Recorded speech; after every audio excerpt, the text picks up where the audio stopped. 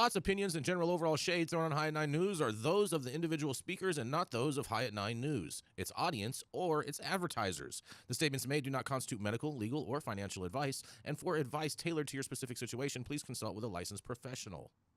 Welcome to the High at 9 News Hour, where you will hear from cannabis industry experts and professionals from around the country talk about important topics while shining light on global issues and discussing cannabis as it relates to politics, regulation and reform, data and technology, science, research and medicine, family and parenting, art, celebrities and entertainment, fitness, sports, mental health and wellness, and plant-based medicines and entheogenics. Together, we are building a stronger community, fighting the stigma and creating change. With your hosts, Jason Beck and Rico Lamitte, joined by special industry expert correspondents from around the country, and daily antics brought to you by Cannabis. Coming to you live every Monday through Friday at 9 a.m. Pacific Time and high noon on the East Coast. And thank you all for getting high at 9 with us.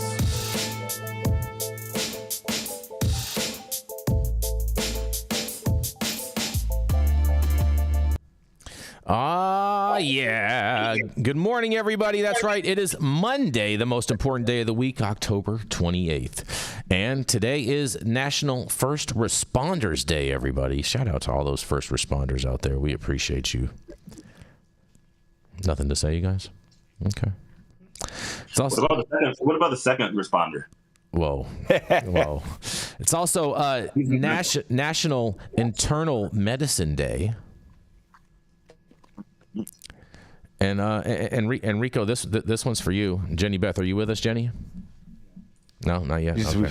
We've got an empty chair. All right, she'll be here in a second, I'm sure. Shout out to Clint Eastwood. Well, this is for you, Rico. Guess what else it is? What's that? It's National Chocolate Day. Of that chocolate. Mm-hmm. Why you talking about that? That's what you need, Jason. Yep. Thank you all for joining us and getting high at 9 with us every Monday through Friday at 9 a.m. Pacific and high noon on the East Coast. That's right. And please remember to like, share, and subscribe to us on all social media platforms. You can look up above or down below to see exactly where we live on the internet. And we are live every Monday through Friday on YouTube, Rumble, Twitch, Twitter, Instagram, Facebook, and on our very own website at www.highat9news.com.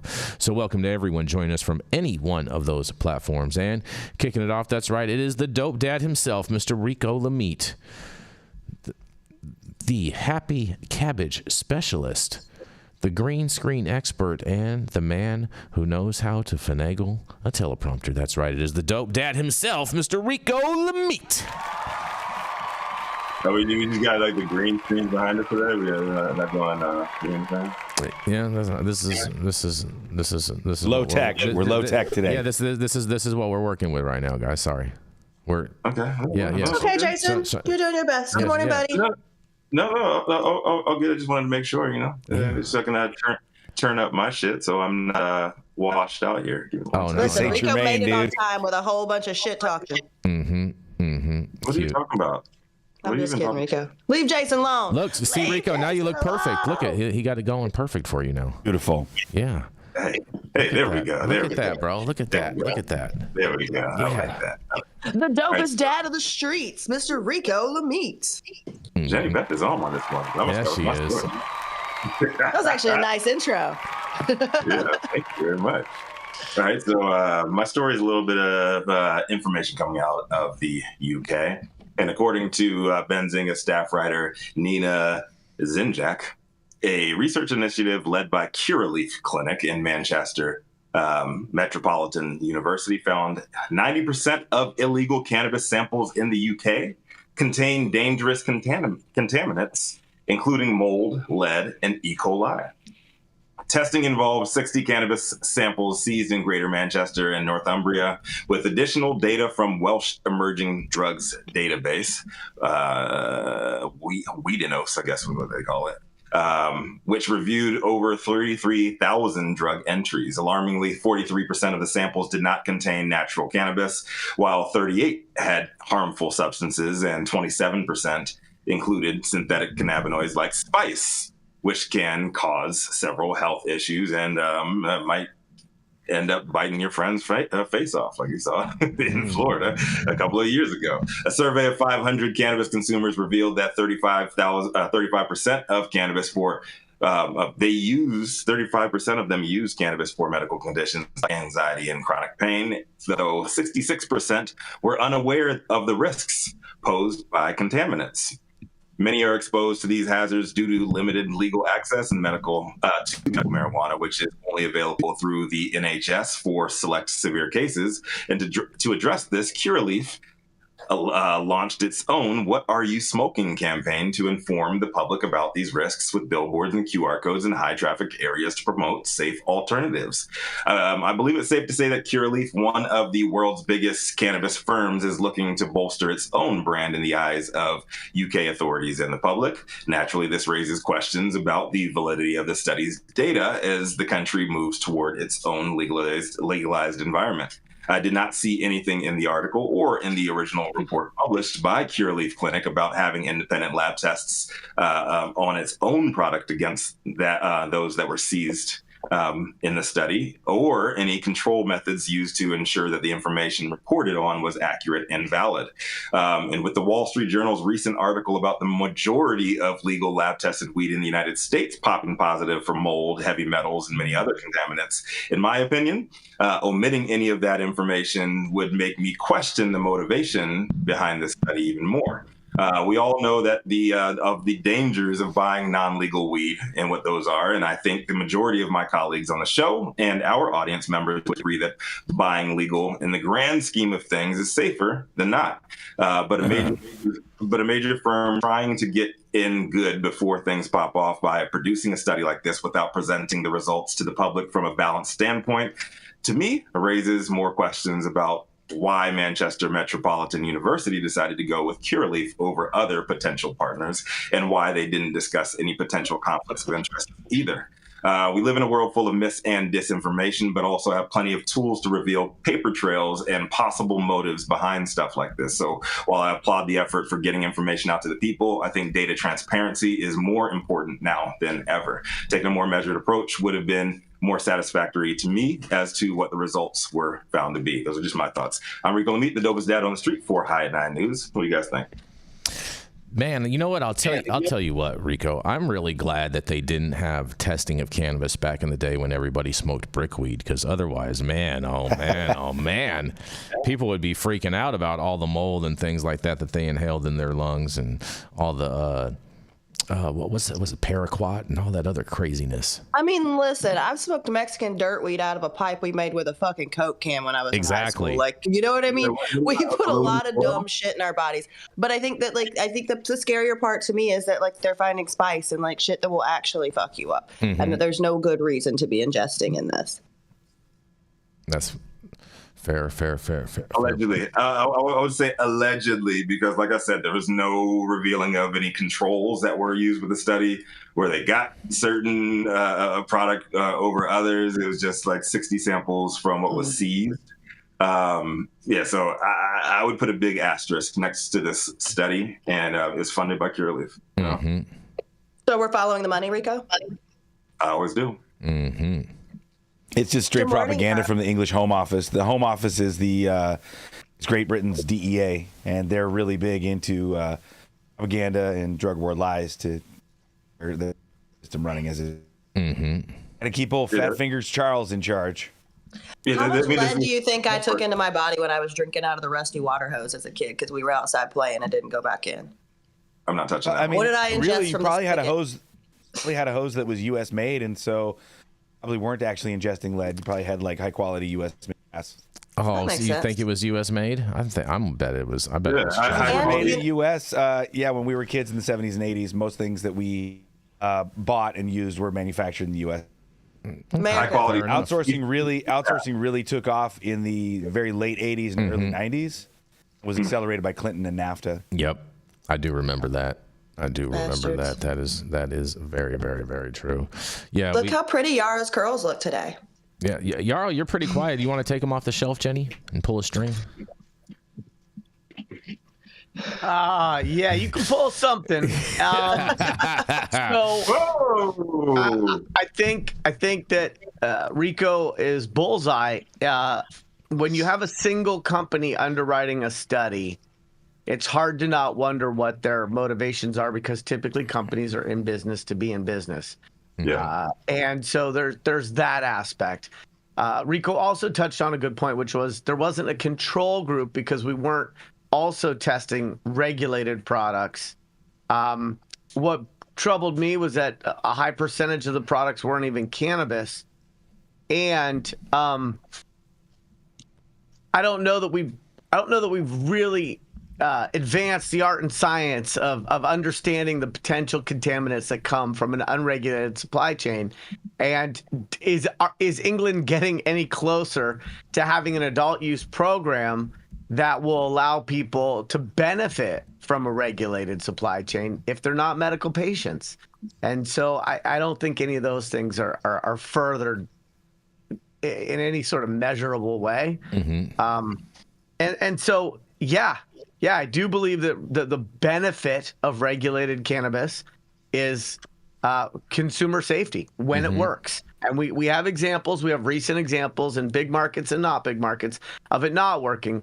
But you may call me a dreamer, but I'm not the only one. And I still believe that the supply chain safety the regulated marketplace can provide when it functions properly is the singular biggest benefit of regulation. And so, yeah, we did a lot of stupid stuff when we were younger, none of which I want my children to do. And I put a lot of things into my body without understanding the long-term effects. And society evolves, right? If you go back 300 or 400 years, we were doing human sacrifices to make sure we had a good harvest.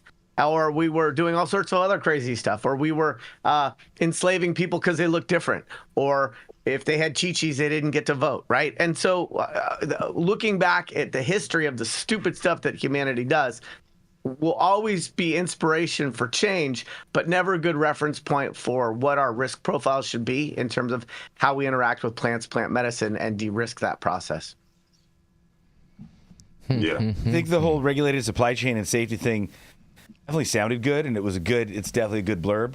Yeah. What we've seen with the lack of auditing of labs, the lack of uniformity among testing methods, the constant exposure of metric not functioning at all, and the DCC basically also not functioning, is that what you have now is this veneer of safety until you test any product and find all of the things that are in it.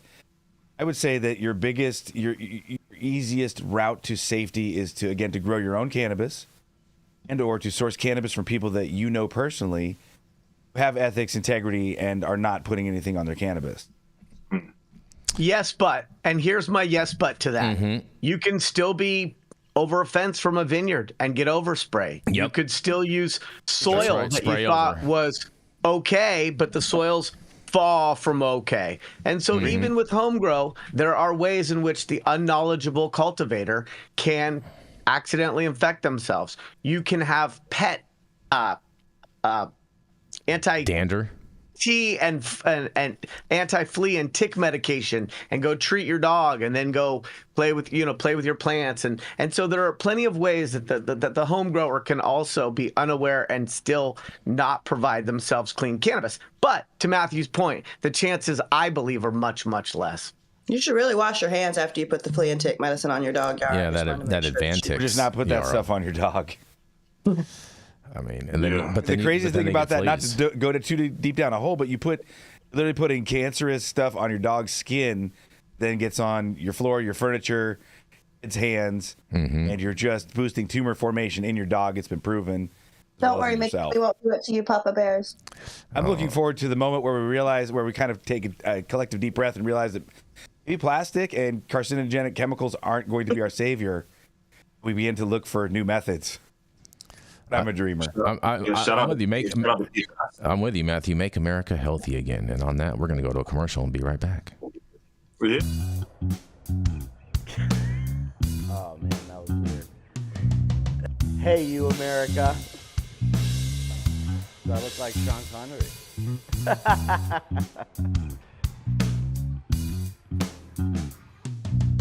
Good morning, America. Saman Razani coming to you live from sunny Los Angeles, California with the one and only highest host, Mr. Jason Beck, smoking on the best weed in the world. Did you know that we have an audio-only version of our podcast?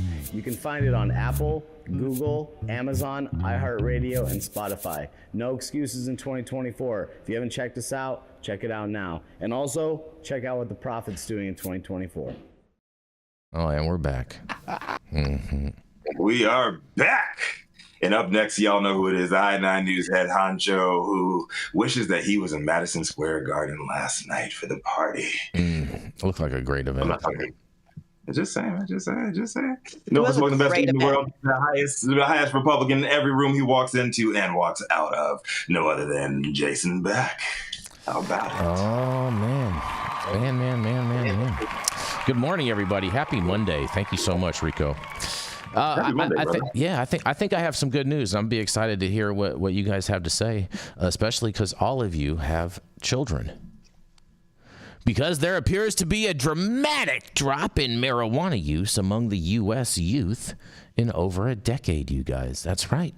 Marijuana has emerged as one of the most commonly used illicit substances among adolescents in the United States. Given the rising number of states legalizing adult use marijuana for adults and the decreasing perception of risk among adolescents, tracking trends in youth marijuana use is more crucial than ever.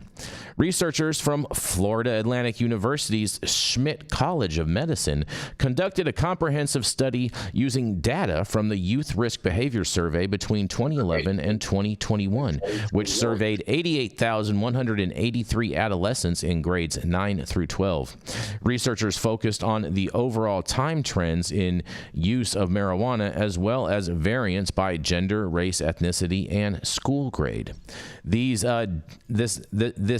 data provide important insights into the changing landscape of marijuana use among American youth. The study published in the Journal of Pediatric Reports reveals that one of the most striking results from the analysis is the significant decrease in the percentage of adolescents reporting current marijuana use. In 2011, 23.1% of adolescents indicated that they were current users, but by 2021, this figure had dropped to 15.8%. Additionally, the percentage of adolescents trying marijuana for the first time before age 13 also saw a notable decline from 8.1% in 2011 to 4.9% in 2021. In 2021, marijuana use was the most prevalent among 12th graders, 22.4%, followed by 11th graders at 18.7%, with lower usage rates in the earlier grades. From 2011 to 2021, all grades experienced a notable decline in current marijuana use, especially among 9th graders, while there was an overall downward trend over the years. There were slight increases in use in 2013 and again in 2019, and in a quote, "While we observed an overall decline from 2011 to 2021 across all grades, older students consistently reported higher usage, particularly 12th graders. This suggests that adolescents advance through high school, they may have greater access to marijuana influenced by more developed peer networks and increased independence," said Patagonia Yoda Kinsua, PhD, corresponding author and professor and chair of the Department of Population Health and Social Medicine at FAU Schmidt College of Medicine. In an additional quote, he says, "This trend highlights the need for targeted interventions aimed at older adolescents who are at greater risk of regular marijuana use." One of the most significant findings of this study is the shift in trends by gender, with girls surpassing boys in reported marijuana use by 2021. In 2021, girls reported a higher prevalence of current marijuana use, 17.8%, than boys, 13.6%, and this marks a significant change from 2011, when boys were more likely to use marijuana marijuana at 25.9% compared to girls at 20.1%. The convergence of usage rates among genders highlights an evolving dynamic that could reflect broader societal changes in attitudes towards marijuana. The researchers also found variations among Asian, Hispanic, and white adolescents who experienced some of the steepest declines in current use. And in 2021, however, black adolescents reported a notably higher percentage of the current marijuana use at 20.5% compared to white students at 14.8%, Hispanic students at 16.7%, and Asian students at 5.1% counterparts. This indicates a persistent racial disparity in marijuana use among adolescents that warrants further examination, he says. In a quote, they say, in the U.S., current landscape of marijuana legalization in adults and a complex layer of the issues of adolescent marijuana use as more states continue to legalize adult use marijuana, the accessibility and perceived normalcy of the drug increases, particularly for adolescents who may view its legal status as an indication of safety or acceptability, said Charles M. Hennekins, M.D., an FACPM co-author of the first St. Richard Dull Professor of Medicine and Preventative Medicine in the Departments of Medicine and Population Health and Social Medicine. That's a long title. And Senior Academic Advisor at FAU Schmidt College of Medicine. He also says research suggests that marijuana legalization in adults can influence adolescent behavior through their perceptions of less risk as well as increased availability, both of which may impede efforts to reduce adolescent use. The authors emphasize the importance of interventions like parental communication, supervision, and modeling alongside schools offering effective health, education, and fostering a positive school climate to sustain the decline in adolescent marijuana use. Findings from the study highlight the need for ongoing monitoring and intervention strategies to address marijuana use among U.S. adolescents, and by focusing on the specific needs of various demographic groups, including different grade levels, genders, and racial ethnic communities, public health initiatives can more effectively address the risks associated with the adolescent marijuana use and foster healthier outcomes for future generations. And regular or heavy marijuana use during adolescence can adversely affect cognitive development, leading to poor learning, working memory issues, and attention deficits regardless of the educational background or verbal intelligence. Adolescents who use marijuana are 2 to 3.5 times more likely to have lower grade point averages and face a fourfold increase in psychosis diagnosis in adulthood, they say. Research shows that marijuana use disrupts brain function by reducing sympathetic pruning, resulting in increased gray matter volume and decreased communication efficiency in higher, older brain areas. And the study co-authors are Jack Yang, first author, and a second-year FAU medical student, Maria C. Mejia, MD, a professor, and Leah Saka, PhD, an assistant professor, both within the Department of Population Health and Social Medicine at FAU Schmidt College of Medicine. And I can't wait to hear what you guys have to say about this, all you parents out there. What do you got to say? Checks out. If we look at the from Amsterdam and Portugal, which have decriminalized cannabis far before us, when you decriminalization with education, you get less people reaching in to use those drugs. Mm-hmm. Yes, but, and the yes, but is, while I agree with Mathieu St. Germain, that is not the conclusions that these researchers highlighted and or came to through the use of their research. I think it's important to remember that this research is being done in Florida that has a contentious battle over whether there's going to be recreational cannabis in a way that is representative in, whatever it is, 30 other plus states.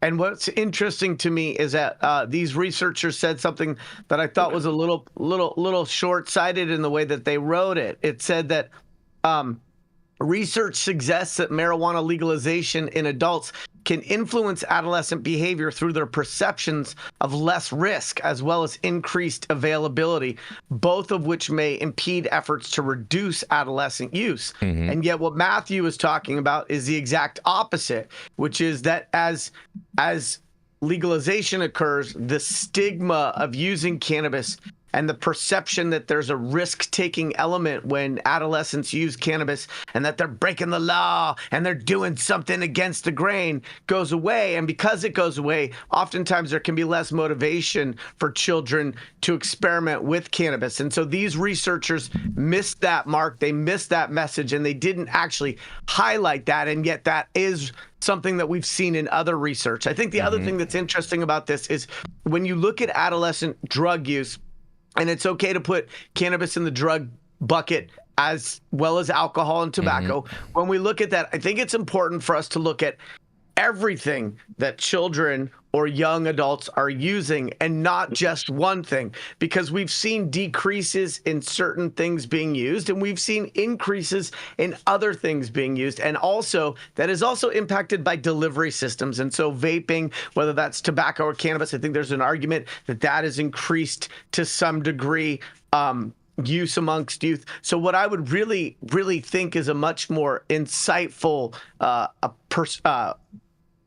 path towards really evaluating what teenagers are doing is to look at everything that they're using, both type, delivery system, and frequency, and to be able to evaluate trends and changes based on that. So yeah, this is aight, and I'm certainly not against reduced use by youth, but I don't think in an election state where we've got this thing going on that we can say that these researchers really dove in and gave us some granular insight. I mean, well, where are these numbers coming from? Once again, another study, and like this one relies on the truth of teenagers. I don't know how many of you guys have preteen teenagers. I love my son. My son is mostly honest, but I don't believe everything he tells me. Yarrow, does your kid lie ever? Never, right? No. Not as much as the people who regurgitate the talking points of the other political party. Who, the Democrats? Way to fucking find a way to put that in there, Yarrow. Way to find a way to put that in there. Go back on your shelf until we talk to you later. No, I just think I don't trust these numbers. Like, we're relying on a kid to be like, yep, I'm getting high. I mean, but these studies are done by anonymous surveys. Yeah, well, there's no way to tie a child to the answers. Yeah, I remember taking these surveys. What I was speaking on too is over a decade and a half of information from Portugal, not just including surveys, but also including their national health data, because as nationalized healthcare, and over 30 years of data from Amsterdam. So we're not talking about one study. We're literally talking about decades of scientific studies that have been peer-reviewed, published in well-known journals, that also go one-to-one in correlation with national healthcare statistics. It's a very well-known fact that education and decriminalization or legalization lead to less youth usage of cannabis. It's a fact. So when a researcher like this speculates that the reason why as teenagers get older, right there, their cannabis use goes higher. Right. So let me finish this, right? So to Matthew's point, these researchers are suggesting that the reason why 12th graders might be using more cannabis than 11th graders or 10th graders or 9th graders is because there are now legal systems which increase accessibility to cannabis. It is unfortunately research done in a vacuum, because accessibility to cannabis, I would argue, has only changed for a very small portion of the population. There has been plenty of cannabis that has been accessible for a really long time. And so I just wish these researchers had a few more perspectives that they added to the way in which they approach this data. And the biggest tell is that you said speculates, and speculation is not research data. Well, they got. It is when you say I'm hypothesizing. They got it's all not this data. No, they got all this from students. So I would quantify it as data, and they're just kind of like summarizing the findings over 10 years, in an accumulated basis. The findings are data, but the causation and their attempts to contextualize and frame that is an educated guess at best. I think that's fair, but I think a lot of it has to do with the destigmatization that you see in public opinion around cannabis, and therefore it doesn't have that's totally taboo feeling, and so you're not getting that rush of adrenaline that you're doing something wrong when you're consuming cannabis now that you did get 20 or 30 years ago. I think it's due to the lack of OG on the streets, and kids are too smart to fall for these bullshit candies that don't get you high. Yeah, but there was a lot of Bammer weed out there, and I'd say the Bammer weed is just probably goofing, same level as like spray packs. Oh, you know what? So 6% of the populace, it's violently psychedelically high from CBD. I found this out because I am in that 6%. So for 6% of us, brown weed actually gets us far higher than green weed. It was the weirdest thing because when I first started smoking, I got some weed basically stole from my parents' stash that came from Mendo. And I smoked it with my friends, and like they liked it all more. I liked the appearance and the flavor. Didn't get me anywhere near as high, and I kind of put on a shelf, shout out to Yarrow, that thought of like, why does brown weed not get me high as good green weed, which tastes better, looks better, seems healthier? And it wasn't until I tried some wild CBG gummies and had a dark night of the soul, and then did some research that I found out it's because CBG gets St. Germain violently psychedelically high. You know, Troll Central in the chat says he attributes it to the child-proof packaging as stopping their use, which I think that is pretty funny. And on amazing. that, and on that, you know, we're gonna roll right into Mr. Yarrow Kubrin. He's the founder of Special Teams Consulting, and he is our very own elf on the shelf. And Jenny's gonna pull him down and pull his string, and he's gonna go into his story today. That's right, it is none other than Mr. Yarrow Kubrin. He's getting heavy, Jason, and he kicks too much. This is getting difficult. I'm going to need some better ways of getting him down. Stop feeding him so much candy. Good morning, Hi at 9 News viewers. You made my dog bark, okay? And that's not code for anything. So, without further ado, my article, stop it, Sumo. Good puppy. Without further ado, my article is from Florida, and we're going to talk a little bit about DeSantis and the gift that keeps on giving, which is this election issue down there. So, without further ado, DeSantis faces backlash for using opioid settlement funds on anti-cannabis campaign. Florida is using millions of dollars in settlement money from opioid manufacturers and distributors to bankroll Governor Ron DeSantis' ongoing anti-cannabis campaign, according to state records. State law stipulates the opioid settlement trust fund is meant to abate the opioid epidemic and provide resources for affected communities. However, the State Department of Children and Families reported by the Tampa Bay Times on Friday spent $4 million to pay a marketing agency for an advertising campaign aimed at educating Florida families and youth about the dangers of marijuana, opioid, and drug use, raising questions about money and misuse resources earmarked for the opioid crisis. The outlet noted that the department did not respond to questions about what the campaign includes, though in recent weeks it has released 2 ads warning about the dangers of marijuana use among teenagers, linking cannabis use to schizophrenia and other mental issues. One menacing ad says the marijuana now is engineered by corporations, all for one purpose: to rewire the human mind. Misuse of funds. Funds from the opioid settlement were secured through lawsuits against pharmaceutical companies and distributors such as Purdue Pharma, which was responsible for fueling the opioid epidemic that killed hundreds of thousands of Americans, many from overdoses connected to Purdue's OxyContin. A bipartisan group speaks out. A group of bipartisan officials and public health experts voiced concerns over what they said was a misuse of public money by the DeSantis administration to undermine the cannabis legalization initiative known as Amendment 3, but mostly noting that such a campaign does not align with the primary purpose of the opioid settlement. Over the next 20 years, Florida is expected to receive about $3 billion in money from lawsuits.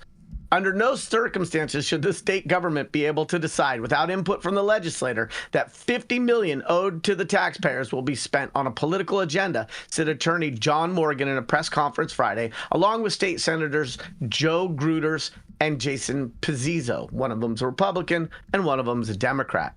Other taxpayer-funded acts. A taxpayer-funded ad in September sparked outrage when the Department of Transportation equated cannabis with DUI crashes, saying that legalized marijuana is putting everyone at risk.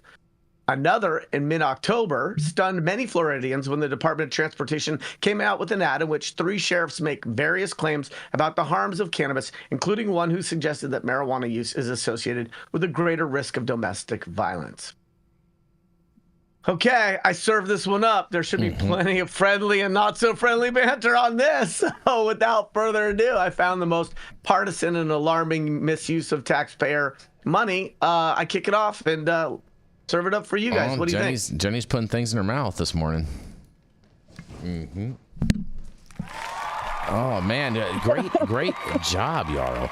Man, I'll tell you what. This is a very, very interesting election that's happening within Florida, because a lot of activists are totally against it, and you have a lot of activists that are totally for it. You have Trump that has came out and endorsed the measure, and you have Governor DeSantis that is actively campaigning against it. And he actually held a whole press conference I believe it was on Friday, and we put a link to that full press conference in the description of this video. So if you want to check it out, you can watch that whole thing as well. But I'm kind of torn on this, because I do think that it's important to advance and make sure that people are gaining access. I don't know if Florida has the best access program with a lot of the players that are there. And one of the things that concerns me a little bit about the bill is the fact that it gives these cannabis companies 100% legal and civil immunity from any type of contaminant package that they put out into the public.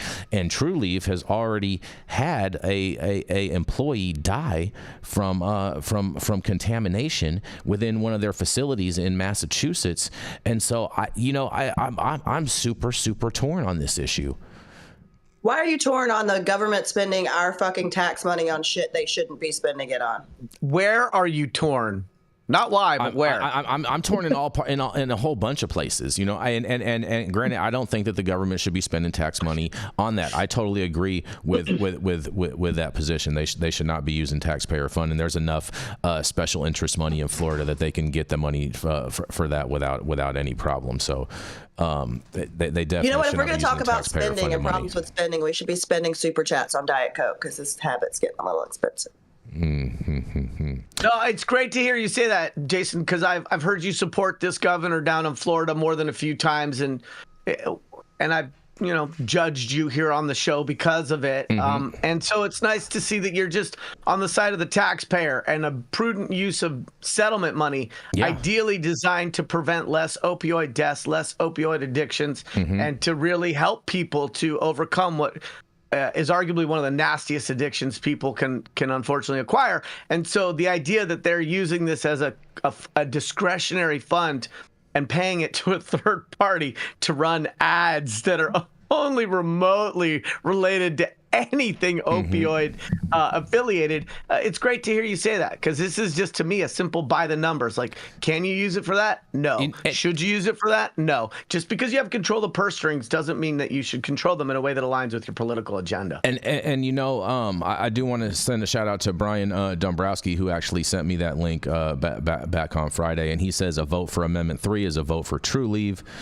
Just saying. And that kind of is true, because they actually there was another story that didn't make the cut today that talked about Trulieve, and what was it? Trulieve just put $28 million additionally into this whole campaign. So much more than they paid to the employees that they owe money to. Yeah, but it's also like, so I know Brian. Brian's not wrong. Brian and I go back years and years and years, and I hear what he's saying. I think that when we see legislation that are potential changes to laws that are served up for the voters to decide on, and Trulieve gets to have an oversized influence in the fine print and how that could be advantageous for them as a company, we have to remember that is the contamination of the democratic process that is the version that we currently have, where money gets a larger voice and where corporations get to be treated as people. But we also need to see that as a failing of public policy, because under Mid's leadership, there would be things that were already proposed that were more even keeled, that had a level playing field, that didn't advantage a singular company or somebody who already had a market leader position. And that hasn't happened in Florida. And so we can criticize Amendment 3, and there's probably very reasonable reasons to criticize Amendment 3, but let's remember that we should criticize even further the people who didn't just allow an adult use program that mirrored the best portions of programs in other states and put that forth and say, okay, this is what seems to be working better than not in other states, and we're going to let the voters decide on that. And maybe if we had done that once or twice or 3 times before, we would have a better set of proposed regs. And so I don't think that Amendment 3 is great because it doesn't allow homegrown. And you have to. Do we go with incrementalism, which is better than what it was before, or do we wait until we have something that's better to pass? And I don't know the answer to that. Super interesting that you brought that point up about the home grow, Yarrow, because I was gonna bring that up too, because Governor DeSantis in that press conference, he is saying that one of the main reasons to vote no on Amendment 3 is because there is no home grow provision on there, and then he goes in to further stipulate how True Leave and Big Marijuana and whatnot are going to be lobbying for people that are not purchasing cannabis through the dispensary model to be prosecuted at a much higher rate than what is currently going on. So basically, if it doesn't come in a package approved by the state, then they're saying that basically they're going to increase the penalties in Florida for people that are just consuming cannabis in general. Are we surprised? I mean, listen, I don't think that we keep doing this stupid thing, just like the reschedule, right? We can't get it right, so is something wrong better than doing it right? No, it's not, because when they address something, they're going to say, we've done it, here it is, and it's going to go back on the shelf like Yarrow for the next few years until somebody sues enough times or lobbies with enough money, and it's going to be a fucking True Leave type company. I mean, listen, I'm not super mad at True Leave for what they're doing. I think that they're a shitty company, but this is how lobbying works, for those of you that don't know. You pour a bunch of money into campaigns and lobby. But I can't get behind these MSOs with this limited licensing. I can't get behind MSOs with blocking people's right to cultivate their own medicine. This is not ibuprofen. This is something you can grow in the backyard. When you look at cancer and families that are going through tremendous medical bills, right? If you have a kid who is terminally ill, you're spending a lot of money. At the end of the month, you might not have $85 to give Kim Rivers and Truly for whatever you need for that kid, right? You should have the right to make your own medicine in this sense. And so I don't think, I'm not with this protectionist stuff. Just run a better company. You don't have to block people out to continue to make money. Yeah, and so I think the one thing I think this is a real tell. This is just a tell in how American corporate capitalism works, you guys. This is the will towards monopoly, the will towards control, blockading the American people out of accessing a plant on their own. These are all things that corporate capitalism wants and works for because of the for-profit shareholder model.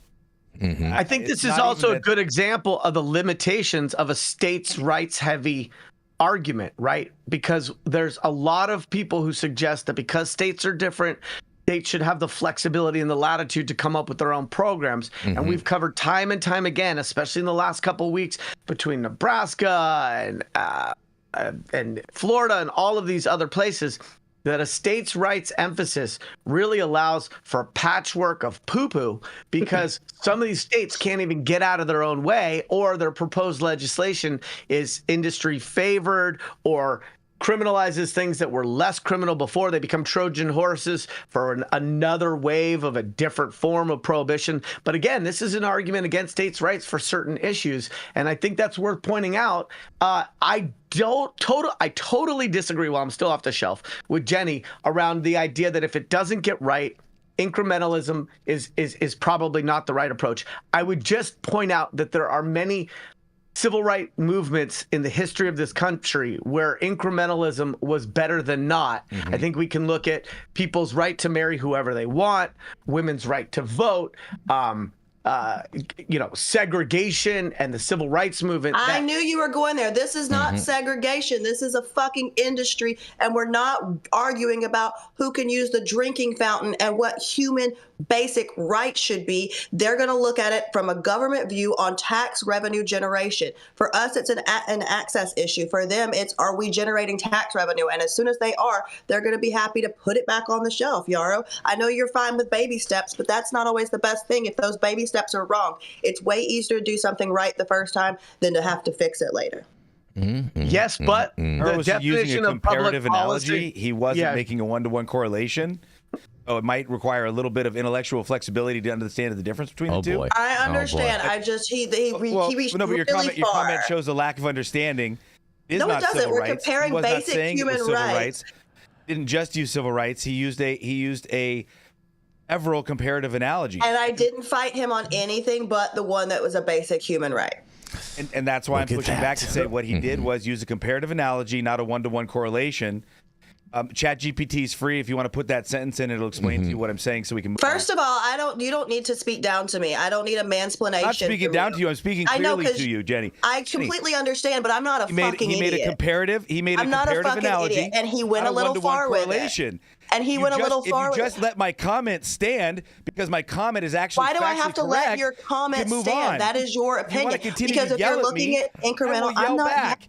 I'm not yelling. No one's yelling. You're the one yelling. One-to-one correlation. Okay, you listen. Can't understand it. That's fine. What I'm trying to do. It's not a great comparative analysis in my fucking opinion.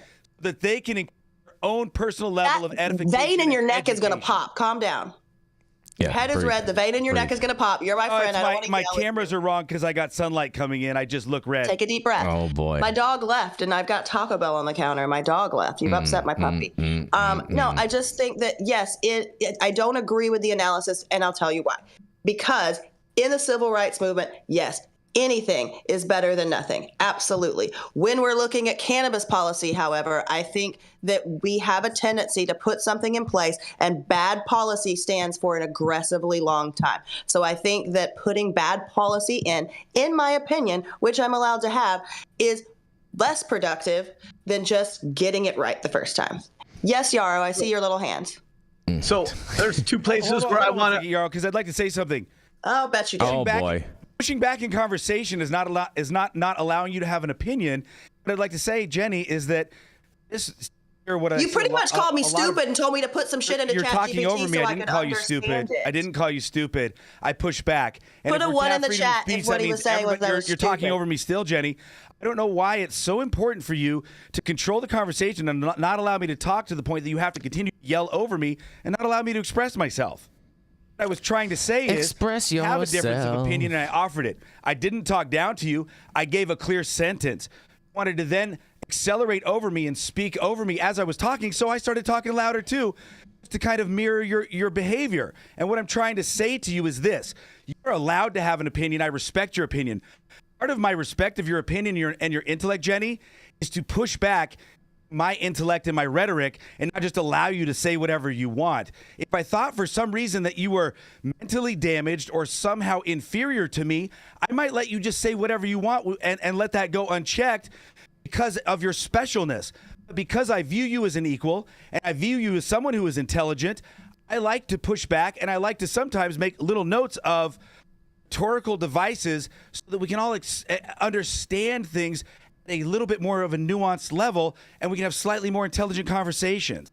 That's never me trying to silence you. Free speech means everyone gets free speech. It doesn't mean Jenny gets to say whatever the fuck she wants and St. Germain can't push back. It doesn't mean St. Germain gets to say whatever he wants and Jason can't push back. I see how you Jenny threw pushing that back. Everyone gets to explore Yes, we get to and push explain back. themselves. Hi, Pot. I'm Kettle. Nice to meet you. And you yelled at me this morning. But yes, I realize ChatGPT is free, but I have the paid version. If you ever want to use it, you totally can if we need to, you know. But fortunately, I don't need that to understand basic words. I do know that Yarrow's hand is raised, so let's hand him the talking stick. What I'd like to disagree with you on is two things and hopefully not get interrupted in doing it. The first is you pushed back on the idea that my three examples all represented waves of changing attitudes that applied to civil rights. And you pushed back on the one when I used an example of race, but you didn't with the one of gender or sexual orientation. And so I very much disagree with that position. I think all of those are civil rights issues. And so my argument is that adult human beings' ability to interact with natural, unadulterated plant medicine is also an example of a civil rights issue. Okay? Mm-hmm. Just that. That's it. Just 2 points. I completely agree with you. I think that I didn't push back on those two because those were either a yes or no, right? Can same-sex couples get married? Yes or no. You know what I mean? Can women vote? Yes or no. I think, baby steps are only really, all right, whatever. Anyhow. But so if we look at public policy and we look at baby steps not being good enough, we can look at examples with all three of those where there was not good enough that was still better than not enough. And a perfect example is the most recent wave where under Clinton we had this harebrained policy for the military called "Don't Ask, Don't Tell." Okay, don't ask, don't tell. Are you gay? Are you looking gay? Is that mustache too long? Are you listening to the Village People? Don't ask, don't tell. It was stupid, right? It didn't make any sense. But society wasn't evolving quick enough. And if you were gay and you were in the military, you were probably looking at don't ask, don't tell and thinking to yourself, are you fucking kidding me? I want to serve my country. I want to die alongside my brothers and sisters in the trenches. And who I love on my off time shouldn't even fucking matter, right?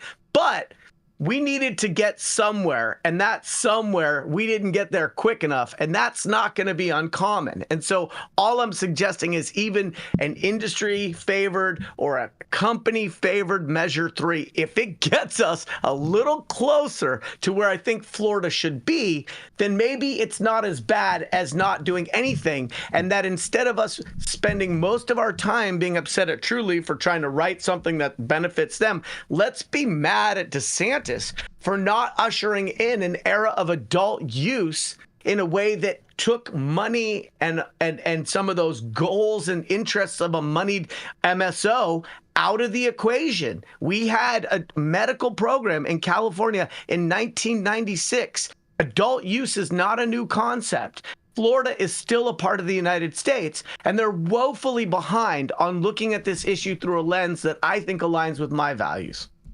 I think the most insightful thing, Yarrow, you alluded to was sovereignty over our own individual consciousness is a civil right.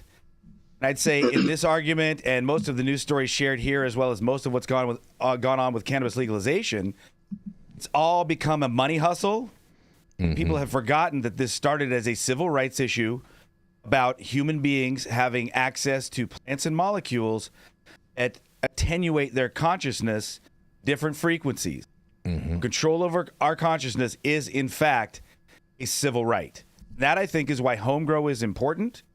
That is why I think a lot of these ballot measures, propositions are very important, highlighting this capture by for-profit corporations, will to generational wealth, and the standard for-profit corporate plan of bring out all the value from something, then moving on to the next thing, rapaciously eat like a locust, is incredibly important.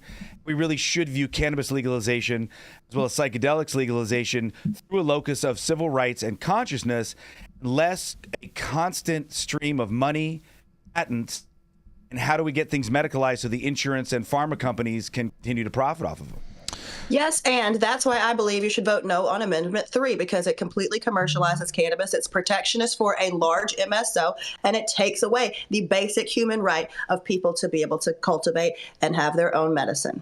Agree with you. But they don't have that. But they don't have that in Florida right now. Do they? But they're not going to have it with this, and it's going to put more limited licensing, and it's going to give Trulieve the keys to Florida. And that's the point. And that's the point that is DeSantis it makes in that press conference. Jason, leave him out of this because this is going to just start another kerfuffle. All DeSantis is doing is using whatever he can. You guys are going to tell me what I can say and what I can't say. I'm going to say what the hell I fucking want to say. Yeah, Jason, stop that shit. Here comes the can't put him on the shelf too, Jay. Yeah, as I was saying DeSantis specifically says in there that these MSOs are going to be lobbying the state to create more restrictive penalties and whatnot for people that do home grow and things like that. And if you look at all of the lobbying efforts of all of the MSOs, you'll see on a federal level and a state level that they have never supported home grow at all whatsoever. So yes, they want these protectionist market spaces, and they want people that aren't buying weed from them to be locked up, and that's just is what it is. Anything else? Okay, it's like a mic drop. Let's move on. All right, well, fair enough. And before we go to a commercial, I do want to send some love to Miss Anna Lewis out there. Her sister is not doing well, and so if everyone can show her some love and some prayers for her big sister, that would be very much appreciated. On that, we're going to go to a commercial and be right back. This plan would make marijuana legal, but would not remove all of the consequences. Explain that for us. Why are they busting in my door after midnight over something that Illinois says is legal? Right. We've run into so much cannabis. We've run out of places to put it. Things are legalized, but it's not legalized completely. My mini doc on legalization policy in Illinois is available for free streaming now at colememo.com/minidoc.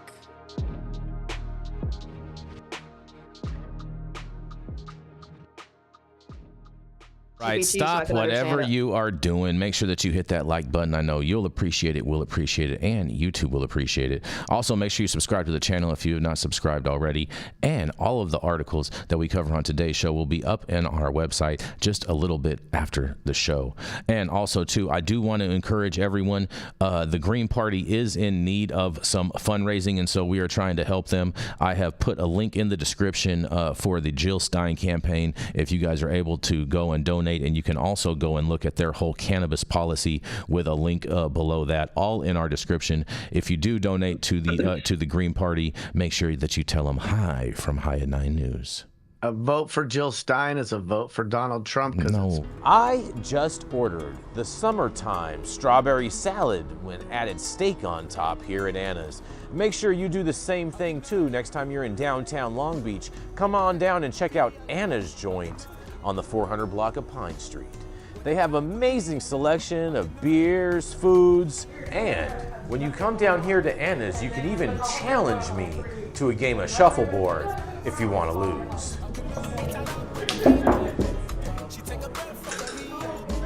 Did you get that?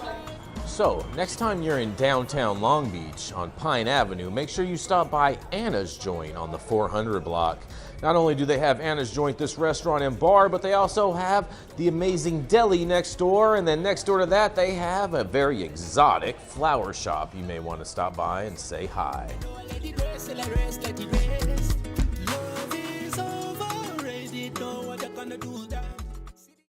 Oh yeah, we got two super chats. Shout out to the C word, much love C word. He says, "Why is it always the prettiest women who think they are not being taken seriously?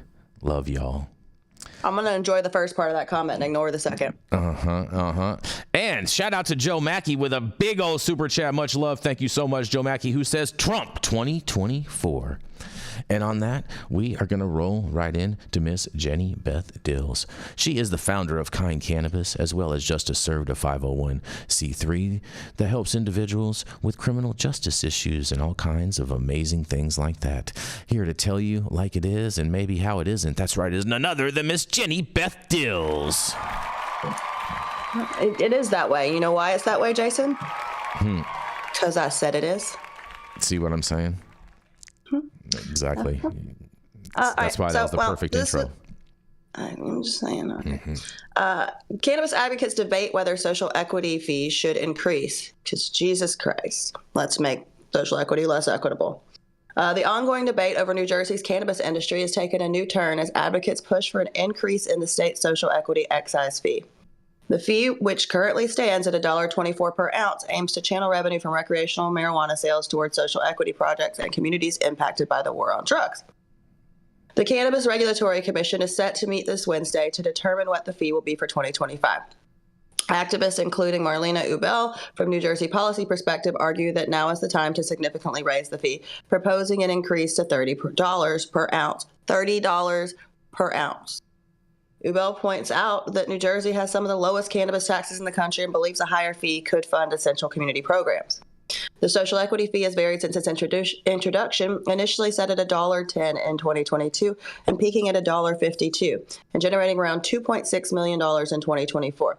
But despite recommendations for using the funds for youth programs and community reinvestment, none of the money has yet been allocated. Not everyone supports the proposed hike. Todd Johnson, representing the New Jersey Cannabis Trade Association, warns that a dramatic increase could hurt the market by driving up prices for consumers and possibly pushing some buyers back to the unregulated market. Prices could climb by at least 15%, he predicts. Meanwhile, advocates like Amy Kachali from the ACLU say maximizing the fee is essential for repairing the harm done by drug enforcement policies in communities of color. As the state continues to shape its cannabis policy, the decisions on the social equity fee could mark a pivotal moment for the New Jersey cannabis industry. The commission's decision will impact both businesses and communities, with advocates and industry leaders closely watching what happens next. I obviously have a lot of thoughts on this. First of all, $30 per ounce as an additional fee is insane. No one is going to pay that. Period, point blank, ever in the history of Everdom, because why would they unless they're absolutely stupid? Second of all, none of this money's actually been used for any of the programs that it's supposed to provide for. I don't see any of this being a targeted measure. Community reinvestment sounds like general fund to me. It doesn't sound like directed initiatives that are going to repair the war on drugs harm. Like, that's what these programs should be doing. And also, you shouldn't look to this industry to repair the damage that was done by the government to this industry. That's ridiculous. It's like saying, Jason, I punched you in the face, fix it yourself. Didn't I help you? So I'm going to throw it back to you guys, but this is just, New Jersey is getting this wrong. I totally agree with you, Jenny Beth. I can't even believe that they're having this conversation in this way. To me, it is crazy, and New Jersey is such a thriving market right now. This is only going to impede it. And the argument that they have some of the lowest taxes in the country, yes, don't you hear the rest of us screaming, help, help, we're bleeding out of our butt, they shot us in the ass, we can't pay these taxes. Like, why would you do this? Because it's actually it's to keep small players out of the market and let the big players with institutional wealth in. It's the same thing they did in California. They put in a Trojan horse of no vertical integration and an acre cap and all of these falsehoods, and once everybody voted for it, they removed it. It was specifically so those folks who have access to the reservoir and the reserves can take over the market, establish the market, and be ready for the takeover by big pharma and big tobacco. None of this is on accident. This is how capitalism works.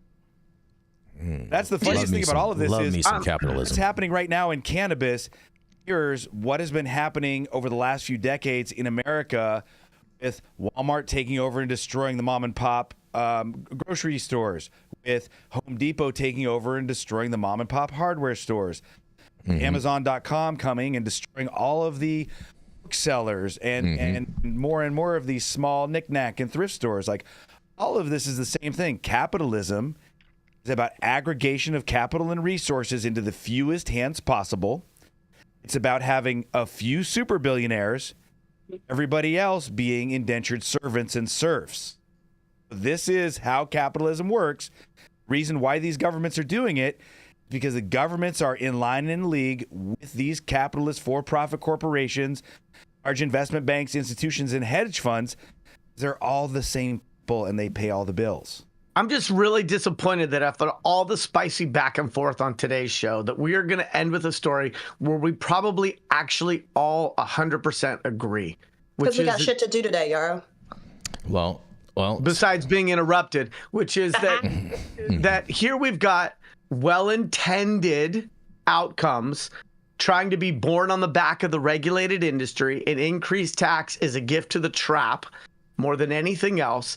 And these noble programs deserve to have funding mechanisms that don't require that they be amortized over this new industry. I just couldn't agree with Jenny more that this is terrible and well-intended. And so it's like charging a rape victim for a rape kit. It's disgusting that we think that the regulated industry that is barely off the ground in a state that hasn't been recreational for but a minute, that they should be paying all of this money to fund worthy causes. And this article quotes Leo Bridgewater, and I would trust him to have a sense of the pulse in that state about what's happening. And he's like, no, this is terrible. This is going to be terrible for small businesses. Some of those small businesses are social equity themselves, and this is yet another nail in the coffin. So it's super disappointing that I think the ACLU got it wrong on this one, because I think, generally speaking, they're not in that position.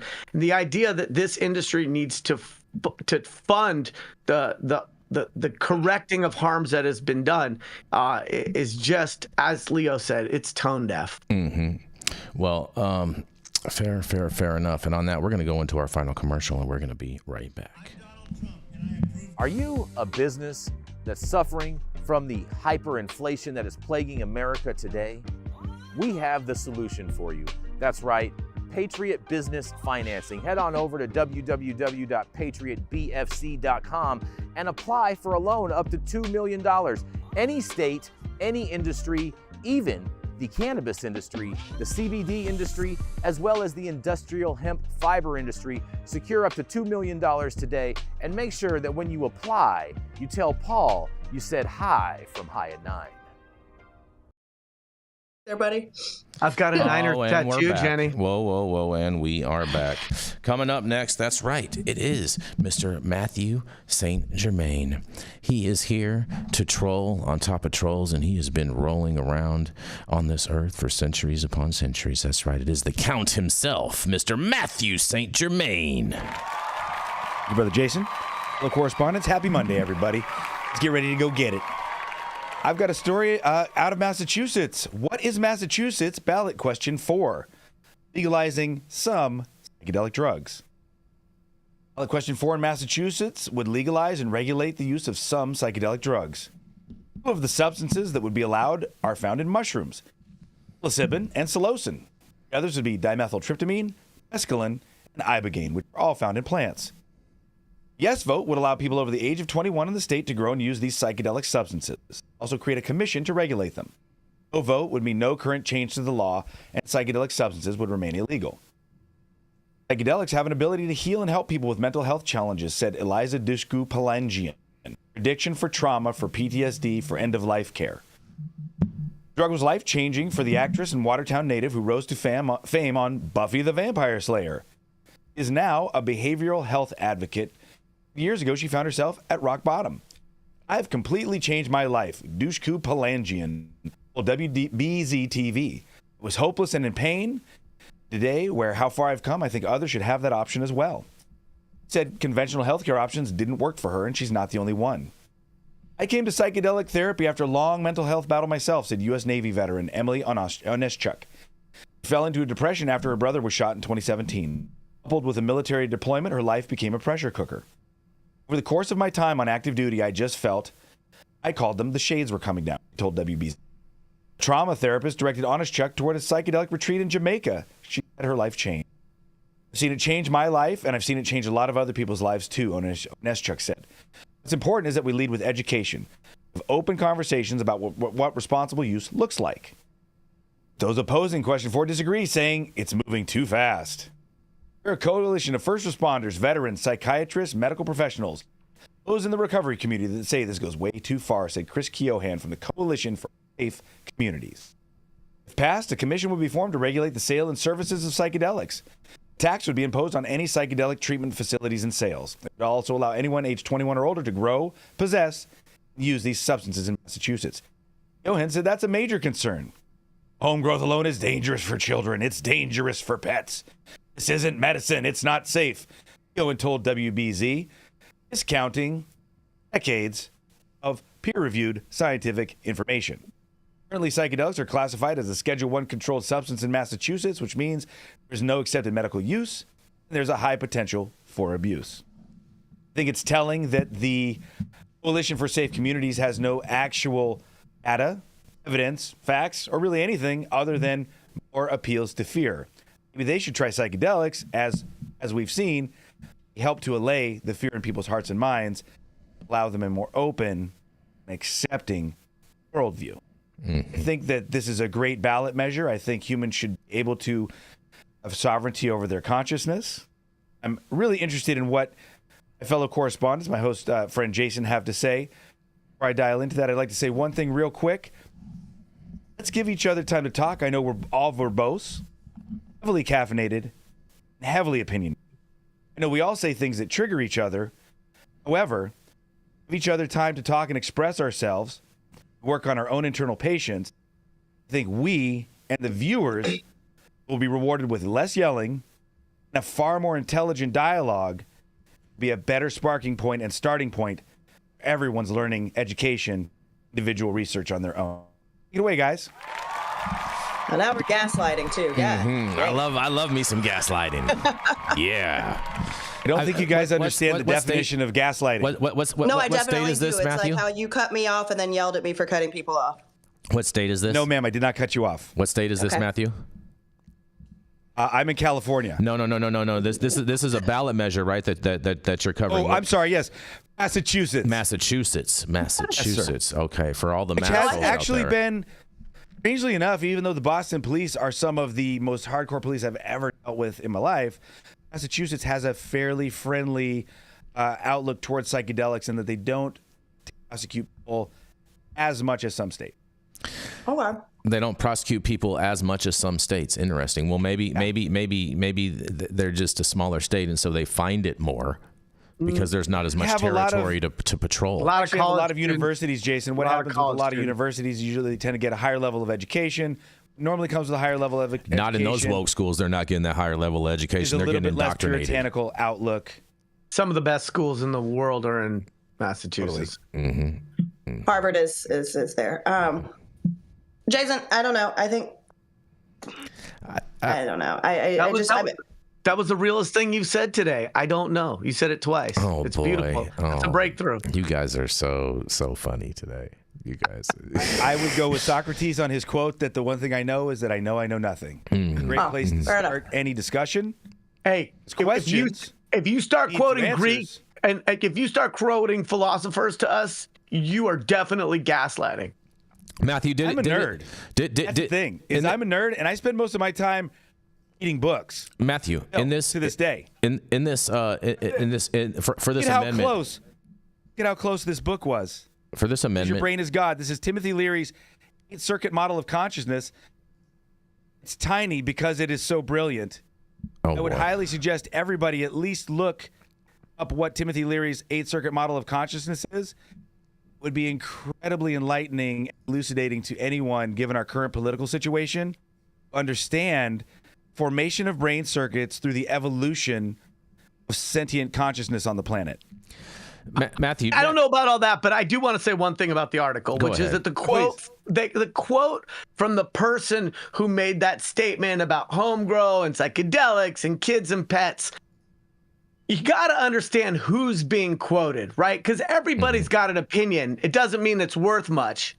I'm not saying that's directed at anybody on this show, but the person who was quoted is a political consultant, a strategist. They're not a public health expert. They're not a psychologist. They're not somebody at the cutting edge of mental health research. They are a paid shill who gets paid to say some shit to try to cause people to believe in a certain way or the other. And so if you take that guy, you just put him into Google or LinkedIn, you figure out, okay, this guy's being quoted because he put himself in a position to be quoted because he wants to shape public opinion. Doesn't mean that he's coming from a very learned place.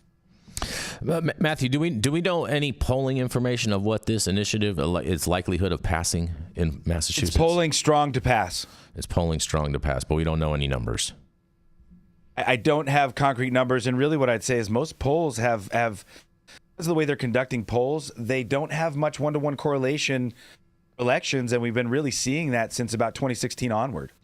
Yeah. For 2016, Hillary Clinton was polled to in the presidential election. We all knew that was fake, though. Gotta run. Love you guys. Everybody know that. Much love, Yarrow. I have. Thank you so much for that, Mathieu St. Germain. I have one final story before we get out of here. I bet you do. I do. Next on the main stage, Mr. Jason Beck. Oh, you're funny. You are. Get your ones ready and shake it, Jason. You are funny and Yarrow, this is for you, bro, because True Leaf puts $28 million into the Florida Cannabis Amendment campaign. That's right. With a November 5th election nearing, the True Leaf Cannabis Company contributed another $28 million last week in an effort to pass a proposed constitutional amendment that would allow adult use marijuana. As of Saturday, True Leaf had made $141 million in cash and in-kind contributions to Smart and Safe Florida Political Committee, which is leading efforts to pass a proposal according to the State Division of Elections website. In all, Smart and Safe Florida has raised $148.77 million in cash and received about $953,000 in in-kind contributions.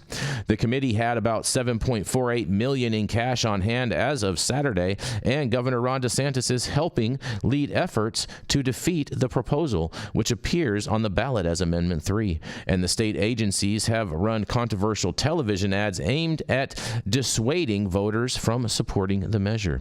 The adult personal use of marijuana proposal would allow people 21 and older to possess, purchase, or use marijuana products and marijuana accessories for non-medical personal consumption by smoking, ingesting, or otherwise. And Florida voters back in 2016 approved a constitutional amendment that broadly allowed medical marijuana. What do y'all have to say about this? All this big money going on in Florida, you guys. This is actually about to be incredible because guess what? Guess what, Jason? What's that, Jason? It's just the two of us. Just the two of us. JB squared, running unopposed. Oh my God! Look at that! Let's go.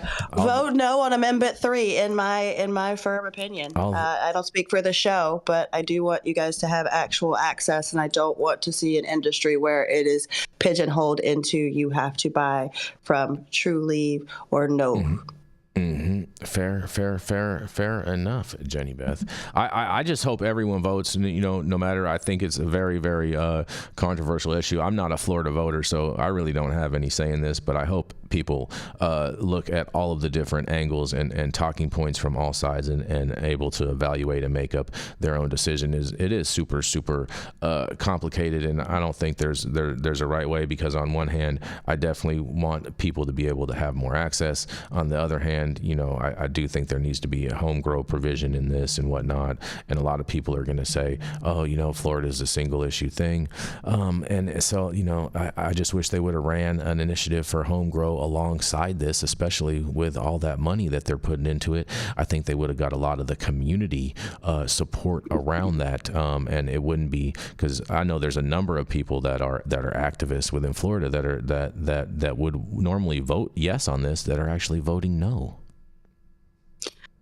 I mean, I think, and listen, they have a medical program, right? So it's not like they have no access. If you know anything about Florida, they had a huge opioid crisis, and all those pill mill doctors are now writing cannabis prescriptions. So I can't imagine that it's that hard to get a prescription, right? So if there were no ability for access, period, if it was just like you go into jail, then maybe I'd have a little bit different opinion. But I can't get behind these large MSOs putting all this money into making sure that they are the cannabis king and no one else can buy but by them, and I think that especially when you're looking at True Leaf, which is also just a terrible company. They're terrible to their employees. They're terrible to consumers. They put out shit products. Like, there's nothing good about this situation when you're looking at this monopoly in the state of Florida. And also, I bet True Leaf is pushing for this so hard because they just spent a whole lot of money opening up a whole bunch of more stores. And I bet that's going to be really hard to sustain with medical only. Fair. All very, very, very fair points, Jenny Beth. All very fair points. Well, let us know what you think below in the captions and chats below. And thank you all for joining us and getting high at 9 with us every Monday through Friday at 9 a.m. Pacific and high noon on the East Coast. Big thank yous to our audience and supporters tuning in daily, listening to the insanity that is the developing cannabis industry. We had the C Word and Joe Mackey with some big old super chats. Thank you so much. And huge thank you to Catalyst for helping us keep the lights on over here. Thank you to our correspondents for being absolutely amazing. And thank you to Cannabis Sativa L for giving us a reason to do all of this every day. Thank you to Cloud Media Partners. We have Sean in the building today helping out. Thank you so much, Sean. We appreciate you very much. And thank you all for tuning in and getting high at 9 with us. We are America's #1 daily cannabis news show.